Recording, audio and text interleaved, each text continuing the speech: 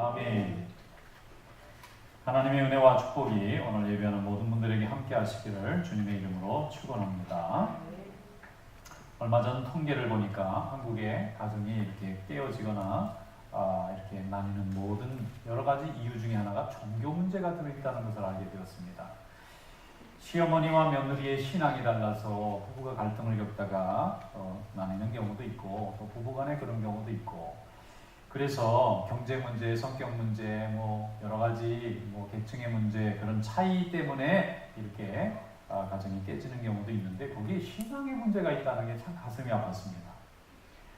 어떤 며느리가 있는데 교회를 다니는 게 너무 미워서 그 교회 다니는 며느리를 핍박한 그 시어머니가 재판에서 가정을 깨지게 한 책임을 지고 배상하라, 이런 판결을 내렸더라고요.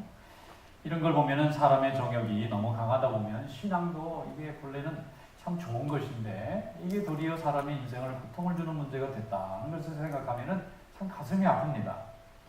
그런데 예수님도 성경 말씀을 보니까 예수님도 형제들이나 가족들에게 핍박을 받으신 적이 있더라고요. 저는 예수님의 가족들은 결과만 보고 다 잘 예수님을 서포트한 줄 알았는데, 예수님이 공생애를 시작하자마자 동생들이 어머니를 모시고 예수님을 찾으러 와서 예수님이 실성했다고, 지금 예수님이 머리가 잘못됐다고, 집에 데리고 가야 된다고 와서 시위를 한 적이 있어요. 그러니까 예수님의 피를 나눈 형제들조차도 하나님의 일에 쓰임받기 시작하니까 그걸 받아들이기가 굉장히 어려웠다는 것입니다. 그렇다면 이것은 상당히 보편적인 문제일 가능성이 있어요. 예수님께서 형제들에게 많은 오해를 받고 섭섭함의 대상이 되었는데, 예수님의 길을 따르는 우리가 하나님의 말씀을 전하다 보면 다 이렇게 돼야 되는 것인가 하는 고민을 갖게 됩니다. 그런데 그렇지가 않고 성경이 우리에게 새로운 사명을 주십니다. 우리 한번 성경 말씀을 열어보겠습니다. 마가복음 3장 31절에서 35절 말씀 다 같이 한번 읽어보겠습니다. 시작.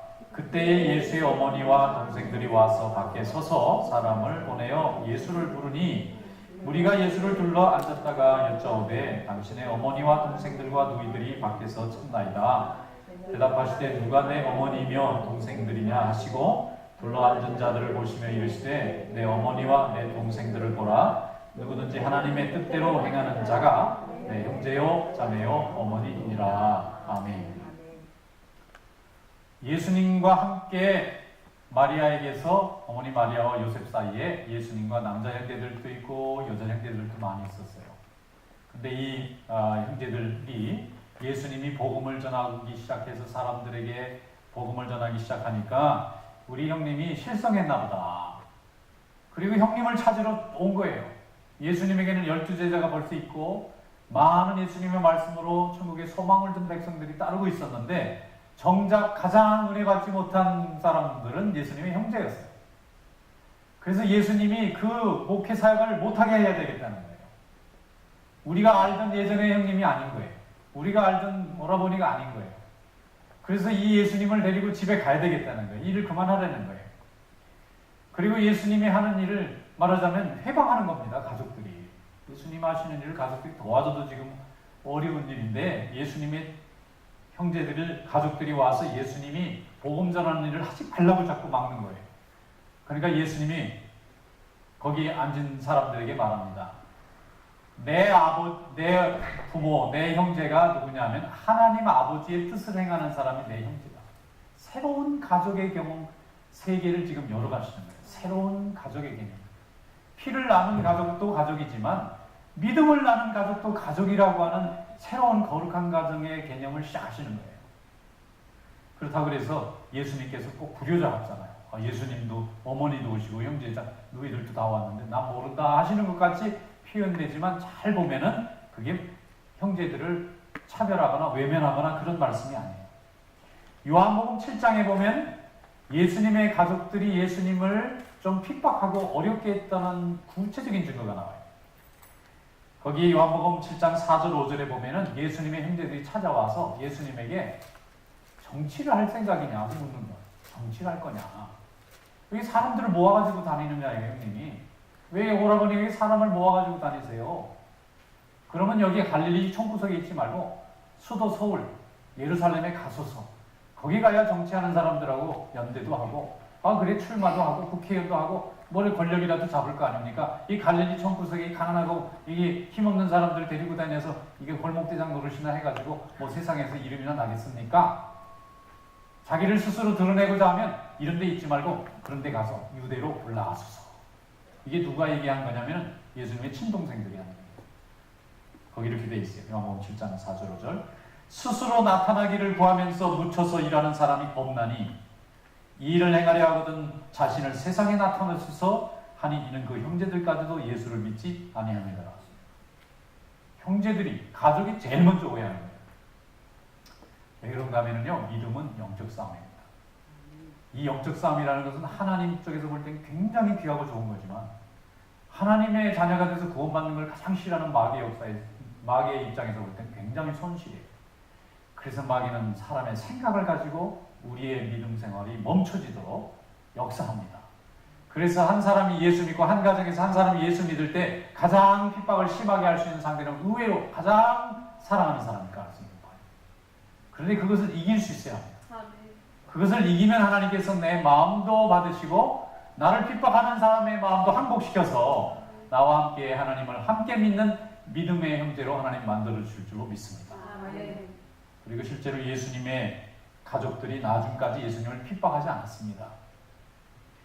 예수님의 형제들이 예수님을 끝까지 핍박하지 않았습니다. 나중에 사도행전에 보면은 마가의 다락방에서 예수님의 제자들과 예루살렘을 떠나지 말라 명령을 받은 많은 하나님의 백성들과 또 예수님의 가족들이 한꺼번에 모여요. 한쪽은 제자그룹, 한쪽은 식구들입니다. 그래서 성령을 받을 때에 그들이 다 다른 방언을 말하고 하나님의 감동을 받아서 하나님의 자녀가 되고 그때부터 이 세상에 교회라고 하는 새로운 영적인 조직이 공동체가 생기면서 지금까지 하나님께 예배하고 영광 돌리고 천국 가는 통로를 만들어 주셨는데 그 처음 성령 받을 때에 가장 중요한 역할을 한 것이 예수님의 어머니와 이 동생들이었어요. 성경에 신약 성경에 보면 야고보서라는 게 있습니다. 야고보서는 예수님의 제자 야고보가 쓴 게 아니고 예수님의 제자 야고보는 교회가 생기자마자 헤롯 왕이 제일 먼저 죽였어요. 그래서 야고보는 죽었습니다. 그런데 이 야고보는 누구냐? 야고보서의 뚜껑을 딱 열면은 그 쓴 자신을 누구로 밝히고 있냐면 주의 동생 야고보다 이렇게 돼 있습니다. 그러면 예수님의 친동생 중에 야고보라는 이름을 가진 사람이 예루살렘 초대교회의 담임 목회를 한 겁니다. 사도행전 15장을 지나서 보면은 예루살렘에 사도 바울이 선교지를 유럽을 돌고 돌아와서 보고를 하러 와요. 보고하러 왔는데 거기에 12사도가 있어요. 그리고 많은 교인이 있는데 사도 바울과 바나바가 가서 이렇게 이방인들에게도 복음을 전하고 세례를 줬습니다 하고 보고를 하는데 보고를 누가 받느냐면 야고보가 받아요. 야고보가 의장이에요. 12사도는 장로들이 같은 역할을 하고 이 바울과 바나바는 선교사, 선교복을 하는데 그 모든 회의의 주관자가 주의 동생 야고보가 하더라고요.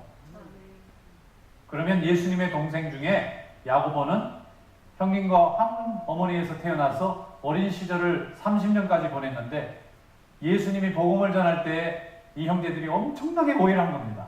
우리 형님이 정치를 하려고 한다. 정치를 해서 표를 받으려나 보다. 사람들에게 인기를 얻어서 권력을 잡으려나 보다. 그러니까 저러다가 목숨을 잃으면 어떡하나. 우리 형님이 상당히 잘못됐구나. 그리고 빨리 모셔와야 된다. 가서 형님 정치하다가는 목숨 내놔야 됩니다. 지금 이 로마가 이 통치하는 이 나라에서 정치한다는 것은 로마로 대항하든지 아니면 로마의 앞잡이가 되든지 그 둘 중에 끼어서 테러를 당하든지 이래야 되는데 왜 사람들을 끌고 다니면서 이 정치 같은데 이런데 세속적인 영광을 구합니까? 오해를 한 거예요. 그래서 형님을 찾아가야 되겠다는 거예요. 그리고 온 가족이 그냥 심각한 문제로 생각하고 형님 갑시다 하는데 형님이 안 가잖아요. 예수님께서는 하나님의 뜻을 행하는 사람이 내 어머니고 내 동생이다 이렇게 말씀했어요. 그런데 이 예언의 말씀처럼 나중에 예수님의 어머니와 사는 동생들은 예수님께서 복음을 전하시고 하나님의 말씀을 증거하다가 십자가에 못 박히시고 부활하시고 승천하는 것을 다 경험하고 완전히 예수 그리스도로 자기의 형님을 고백하는 그런 특별한 축복을 받았어요. 그래서 초대 예루살렘 교회에 중요한 역할을 했던 그 한 패밀리가 예수님의 친가족들이었습니다. 복음은요, 가족들도 변화시킵니다. 그런데 복음을 처음부터 받아들이는 사람은 없어요. 처음에는 반드시 핍박자의 역할에 서 있게 되어 있어요. 가족 중에 아무도 예수를 안 믿는데 한 사람이 믿으면 핍박할 수밖에 없습니다. 생각도 다르죠, 마음도 다르죠, 삶도 다르죠, 시간도 다른 데서 쓰죠, 교제도 다른 데서 하죠. 미움받을 수밖에 없어요. 그런데 거기서 멈추고 좌절하고 포기하고 항복하면 우리는 내 자신의 구원도 잃어버리고 우리 가족들도 구원하지 못합니다. 그러나 이것이 영적인 싸움이라고 생각하고 하나님이 내 가족들을 구원시키려고 나에게 사명을 주셨다고 생각하고 열심히 기도하고 말씀으로 무릎 꿇고 그들을 섬기면 그들의 마음이 무너지고 마귀의 경관이 무너지고 그들 마음속에 하나님의 복음을 받아들이는 생명의 역사가 나타나게 될 줄로 믿습니다. 예수님도 가족을 그렇게 구원하셨는데 우리도 그럴 수밖에 없는 거예요. 우리가 예수를 잘 믿고 더욱 아름답게 믿고 더욱 간절하게 믿고 더욱 진정성 있게 진실하게 믿으면 이 믿음의 진리 앞에 모든 사람의 핍박은 무너질 수밖에 없습니다. 그들도 다 우리와 함께 믿음을 가진 자가 될 줄로 믿습니다. 그래서 하나님께서 우리에게 그런 사명을 맡겨주신 것입니다. 그 사명을 잘 감당하면 믿음의 역사에 쓰임받는 종이 되는 것이죠. 복음을 전하기 위해서는 항상 거부감부터 시작하는 것. 거부감을 든 그 사람의 마음을 호감을 갖도록 바꾸고 간절함을 갖도록 갖는 그 힘이 우리의 믿음과 성령의 충만함 가운데 있는 줄로 믿습니다. 그래서 우리가 복된 사람입니다. 신앙이 다르기 때문에 회복을 시킬 수 없다는 것은 성경에 없습니다. 본래 모든 사람이 다 신앙이 달랐습니다. 우리는 조상 때부터 기독교를 믿던 민족이 아니에요. 불교를 믿었고 유교를 믿었던 사람입니다. 근데 지금 국민 상당수가 하나님을 믿고 그리스도를 믿는 그리스도인이 되었잖아요. 그러면 처음부터 태어나면서 그리스도인은 없는 겁니다. 세상에 세속의 영에 물들어 있고 세상의 사상에 물들어 있고 세속의 종교에 물들어 있는데 하나님께서 그 어둠에 있는 이 심령들을 불쌍히 여기셔서 나의 가족들을 통해서 나의 사랑하는 친구들을 통해서 복음을 주시고 우리가 핍박자의 위치에 서 있다가 지금은 복음 전하는 자의 위치로 바꾸는 것입니다. 이 변화의 가능성과 이 변화의 축복이 복음의 축복인 줄로 믿습니다. 내 가족에 대한 사랑이 진실하고 내 가족의 구원을 진정으로 바란다면 하나님이 역사하십니다. 근데 가족에 대한 미움이 더 앞서요. 친구에 대한 미움이 더 앞서서 쟤는 구원 안 받았으면 좋겠다, 쟤는 벌 받았으면 좋겠다는 마음이 내 안에 있으니까 그를 위해서 기도하고 눈물이 안 나는 것입니다. 하나님 앞에 기도하세요. 그럼 하나님이 여러분이 가장 사랑하는 자부터 여러분과 한 믿음이 되도록 역사하실 줄로 믿습니다. 사도행전 23장에 보면 바울이 복음 전하러 올라갔다 예루살렘에 체포됩니다. 유대인들이 그를 감옥에 가둬놨어요. 그런데 거기서 멈추지 않고 그 감옥에서 호송을 하는 중에 암살까지 하려고 합니다. 감옥에 가둬놓는 것 갖고 안심이 안 돼요. 죽여야 되겠다는 거예요. 그런데 그날 밤에 사도 바울의 조카가 예루살렘에 살아납니다. 조카가 밤중에 수비대에 찾아왔어요. 그리고는 감옥에 있는 바울에게 그 사실을 알려줍니다. 바울이 이 사람을 최고 책임자인 천부장에게 보내달라고 해요. 그래서 천부장에게 보냈더니 천부장이 그 얘기를 듣고 깜짝 놀랍니다. 아니 세상에 로마의 이 통치를 감히 뚫고 들어와서 죄수를 암살하겠다고 하는 이런 나쁜 사람들이 어디냐. 그래서 아무리 고민해 보니까 그래도 이 로마 병력은 파견지에 있으니까 소수고 거기는 다수 예루살렘에는 유대인들이 살고 있고 그들 중에 암살하겠다는 사람이 있으면 바울의 목숨이 위험할 것 같아요. 그래서 그 밤에 수십 명의 창병들과 기병들을 동원해가지고 아주 신속한 방법으로 가이사라 빌립보라는 좀 더 병력이 많은 그런 도시로 밤중에 긴급 호송을 합니다. 그게 뭐죠? 조카가 사도 바울의 자기 혈육이잖아요. 이 사람이 예수 믿었는지는 알 길이 없어요. 그런데 자기 삼촌이 복음을 전하다가 정말 매맞고 정말 목숨이 경각에 달렸다는 사실을 깨닫고 나서는 저 사람이 믿는 하나님이 정말 역사하는 하나님이구나 믿고 그 목숨을 구해주고 싶은 거예요. 그래서 조카가 바울을 덮다가 아마 예수 믿었을 겁니다. 그리고 복음 전하는 걸 믿고 그 가정이 예수 믿었을 겁니다. 조카의 가정도 사도 바울을 처음에는 오해하고 유대교의 랍비가 무엇이 부족해서 예수 믿는 사람을 저렇게 두둔하다가 복음 전하다 저렇게 고통을 받나 하고 미워했을지 몰라요. 그러나 그가 생명을 거니까, 그가 생명을 거는 것에 진리가 있다는 것을 아니까 함께 사랑하는 가족들은 그의 믿는 믿음 앞에 함께 돌아오게 되는 것입니다. 우리가 가족을 전도 못하는 것은요, 정말 사랑하지 못해서 그래요. 정말 그도 나와 같은 믿음으로 하나님 앞에 위로받고 천국의 소망을 가지고 기쁘고 감사하게 살기에 하고 싶다는 마음이 있으면 참 할 수 있는 것입니다. 그런 믿음으로 가족이 하나님 앞에 돌아오는 축복이기를 주님의 이름으로 축원합니다. 사도행전 23장 16절에 바울의 생질이 그들이 매복하여 있다 함을 듣고 와서 영내에 들어가 바울에게 알리니라. 사도 바울이 복음을 전하다가 유대 땅에 오면은 가이사라 빌립보를 가끔 들리게 됐는데 거기에 빌립이라는 집사가 살고 있었습니다. 사마리아에 가서 이디오피아 내시에게 복음을 냈던 그 빌립, 성령의 충만함을 받아서 사막이고 산골짜기고 아무도 안 가는 곳에 주님 명령만 갔던 그 빌립이 그 집에 딸이 넷이 있었는데 그 넷이 모두 다 예언하는 자다 그렇게 돼 있어요. 사도 바울이 빌립의 집에 가면 먹고 마시고 쉬는데 그 딸들이 다들 믿음이 좋아서 예언하는 자다 이렇게 썼다는 것은, 예언이라는 것은 우리가 말하는 것처럼 미래를 맞추는 게 아니라 하나님의 말씀을 잘 전하는 사람이라는 뜻입니다. 하나님의 말씀에 감동을 받아서 아버지가 하나님 앞에 날마다 성령 충만하고 기도를 충만하고 말씀 충만하니까 자녀들도 아버지 따라서 다 말씀 잘 전하는 사람들이 됐어요. 무엇입니까? 사랑하는 자가 가장 복음을 쉽게 나누는 위치에 있습니다. 대신 핍박도 제일 많이 할 수 있어요. 그런데 핍박은 잠깐이고 믿음은 영원합니다. 핍박은 당연한 거예요. 달라진 사람을 놓고 어떤 사람이 쉽게 수용합니까? 여태까지 열심히 가서 제사 드렸던 사람이 오늘 갑자기 예배 드리겠다고 교회 가는데 어떤 사람이 그게 예쁘겠어요? 그러나 그 갈등과 그 한계에 부딪혔을 때 가족들 마음속에 성령께서 예수 믿으라고 도전하는 거예요. 그거를 어렵게 생각하면 안 됩니다. 불편하게 생각하면 안 됩니다. 우리가 그의 구원을, 그 영혼을 구원하려면 스트레스 받고 영적으로 끝없이 자신과의 싸움을 싸우다가 하나님의 살아계심을 깨달으면 그는 나보다 더 앞선 자가 될 수도 있습니다. 하나님은 그렇게 우리를 구원하시고 지금도 우리에게 믿음을 주시는 줄로 믿습니다. 바나바라는 사람 있잖아요. 사도잖아요. 부자였는데 몽땅 전재산 팔아버리고 빈털터리로 복음 전하면서 사도 바울과 함께 세계를 다니면서 복음을 전했던 이 바나바도 자기의 조카가 마가였어요. 마가복음을 진 마가의 다락방의 그 주인공 마가. 삼촌하고 조카가 다 예수 믿은 사람으로 초대교회에 하나님의 역사를 이루는데 귀하게 쓰임받는 가문이 되잖아요. 이것이 무엇입니까? 복음을 내가 가지고 있으면요, 그 가정을 하나님이 전체 얻으시려고 하는 계획이 시작되고 있는 것입니다.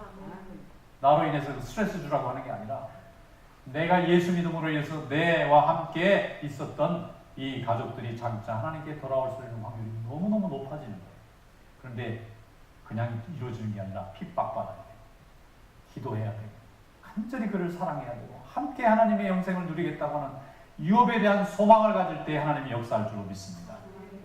로마서 13장 9절로 11절에 말씀하기를 사랑에는 거짓이 없나니 악을 미워하고 선에 속하라. 형제를 사랑하여 서로 우애하고 존경하기를 서로 먼저 하며 부지런하여 게으르지 말고 열심을 품고 주를 섬기라. 예수 믿는 사람의 사도 바울의 산상수입니다. 사도 바울은 우리가 성도로 이 영적인 싸움이라는 건 복잡한 게 아닙니다. 생각의 싸움, 마음의 싸움입니다. 이 영적인 싸움을 할 때에 부지런하고 서로 열심을 품고 선한 삶을 살고 서로 하나님 앞에 헌신하면 누구든지 가족이라도 우리 앞에서 믿음의 싸움에서 우리가 승리할 수밖에 없습니다. 우리의 믿음이 하나님 앞에 분명하고 확신이 있으면 가족들은 따라올 수밖에 없고 우리의 믿음 때문에 축복의 최대의 수요자가 가장 먼저 나와 가까운 가족이 될 수밖에 없습니다. 그러므로 영적 싸움이 크면 클수록 더욱 기도하고 말씀에 굳건히 서는 성도 될 수 있기를 축원합니다. 어떤 권사님이 한 분 계신데 젊을 때 예수 믿었는데 남편이 예수를 안 믿어요. 그러니까 교회 갈 때마다 얼마나 괴롭히고 핍박하고 이렇게 하는지 몰라요. 그런데 이 그 부인 집사님도 한 성격 하시거든요. 나가면 정말 큰 소리 치고 자기 주장도 강하고 남한테 이만큼도 지지 않는 사람인데 믿음 문제에 있어서 남편 권한 데는 그냥 머리를 숙이고 양보하고 꾹 참는 거예요. 남편이 한참 10년 넘게 괴롭히다가 나중에 같이 교회 나오게 됐어요. 왜? 저 사람 한 성격 하는데 교회에 데려가야 된다는 그거 하나 때문에는 머리를 숙이고 꿍꿍 참으니까 그 진심이 전달이 되는 거예요. 그 진심이. 얼마나 교회가 좋고 하나님이 좋으면 하나님 얘기 나오고 교회 나오면 또 안 좋은 얘기 들어갈까봐 그때는 입을 꽉 다물고 견디니까 그 진심을 이해하는 거예요. 이 사람이 정말 하나님을 사랑하는구나. 그러니까 남편이 끌려와서 세례받고 집사받고 일꾼 됐잖아요. 여러분 사람을 구원하는 것은 말과 설득으로 하는 게 아닙니다. 진정과 헌신을 갖고 하는 겁니다. 내가 그 사람을 정말 구원하고 싶고 정말 나의 사람을 만들고 싶으면요 참고 기다리고 그 사람이 마음이 변할 때까지 인내하는데 내가 그를 판단하고 무시하고 하는 마음이 생기면 벌써 때리기 시작하고 원망하기 시작하고 말이 거칠어지기 시작하고 험한 말이 나오게 되어 있어요. 혈기와 책망 속에는 사랑이 없습니다. 진정한 사랑은 기다리고 눈물을 흘리고 그가 마음이 변할 때까지 한없이 기다리는 속에 진정한 사랑이 있어요. 다 얻을 수 있습니다.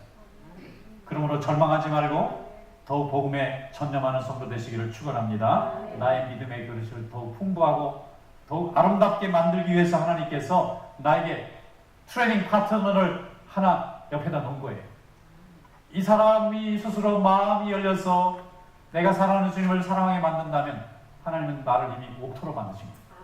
옥토는 어떤 씨앗을 심든지 모든 씨앗에 아름다운 열매가 맺혀지게 됩니다. 근데 내 마음의 영혼이 급하게져 있으면 아무리 내가 모든 것을 가지고 남에게 주려고 해도 그들이 받아가는 것은 쓴 열매밖에 없어요.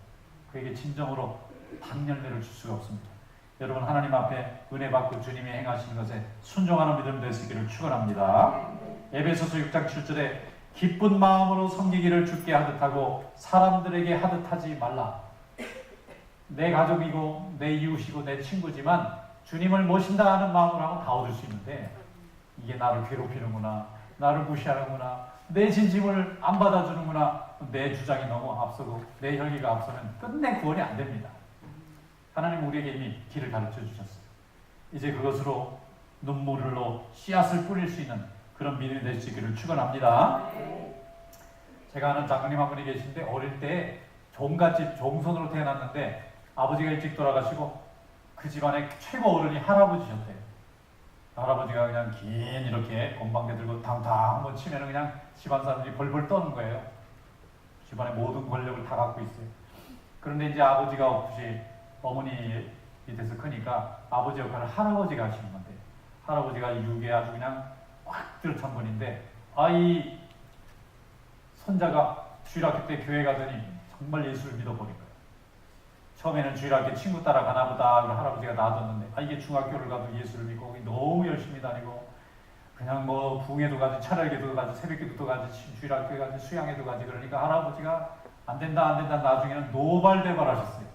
이러다가 자식을 완전히 이제 제사도 못 모시고 끝나게 생겼다 싶으니까 이분이 그냥 완전히 정신이 없는 거예요. 그래서 날마다 야단치고 뭐 얼르기도 하고 그런데 고등학교를 갔는데도 이 손자가 할아버지 말씀에 순종을 안 합니다. 학생회장하지, 찬양대하지, 뭐 부흥회 열심히 참석하지. 할아버지가 그냥 화가 날 때로 나가서 호적에서 빼버려요. 집에도 못 들어오게 해라. 집에 쫓겨났어요. 어머니 만나려면요 몰래 어머니는 눈물 흘리고 집에 몰래 와가지고 어머니가 안아서 이제 밥 주면 먹고 도망가고 그렇게 컸다는 거예요. 얼마나 무서운 할아버지인지. 우리 호적에서 빼라. 저거는 제사도 못 모시게 하고 이 감 끊어지게 생겼다. 할아버지가 돌아가실 때까지 용서를 안 했대요. 돌아가실 때 다른 형제들, 교회 안 다니는 형제들, 할아버지 말씀 잘 듣는 형제들 유산을 크게 줬답니다. 땅도 많이 주고. 근데 이 예수 믿는 얘는 하나도 주지 마라. 한 번도 못 받았대요. 진짜 미워하신 거예요, 진짜. 그런데요, 세월이 많이 지나서 유산도 한 푼은 큰 집에 제일 종소인데 못 받고, 그런데도 이 장로님이 말이죠. 나는 아무것도 없고 하나님만 믿는다. 그리고 열심히 공부했어요. 취직했어요. 그 다음에 이제 열심히 사업도 했어요. 그래가지고 나중에 보니까 유산 받은 형제들은 다 가난해졌고 자기 혼자 힘으로 열심히 했던 이 장로님은 나중에 큰 이렇게 사업도 해가지고 집안에서 제일 부유한 사람이 됐어요. 그리고 또 교회에서 장로님도 되고 나중에 보니까 모든 형제들이 다 그 교회 가는 거예요. 어머니까지 모시고 교회에서 장례식 하는데 장로님 어머니가 돌아가실 때 얼마나 성대하게 장례식을 하는지. 그래서 그분이 하는 얘기입니다. 하나님만 내 복입니다. 그걸 믿고 가니까 하나님이 다 복을 주신다는 거예요. 우리의 믿음이 하나님을 인정하고 하나님께서 우리의 믿음을 인정해 주시면 하나님은 역사할 줄로 믿습니다. 가족을 우리에게 주신 것은 구원의 대상으로 주신 거. 그들이 처음에 우리를 핍박한다 할지라도 그들은 결국은 내가 하나님을 믿는다면 주님께 다 돌아오게 될 줄로 믿습니다. 요한일서 4장 12절 어느 때나 하나님을 본 사람이 없으되 만일 우리가 서로 사랑하면 우리 안에 하나님이 거하시고 그의 사랑이 우리 안에서 온전히 이루어지느니라. 이런 믿음의 축복이 여러분들이 함께 하시기를 주님의 이름으로 축원합니다.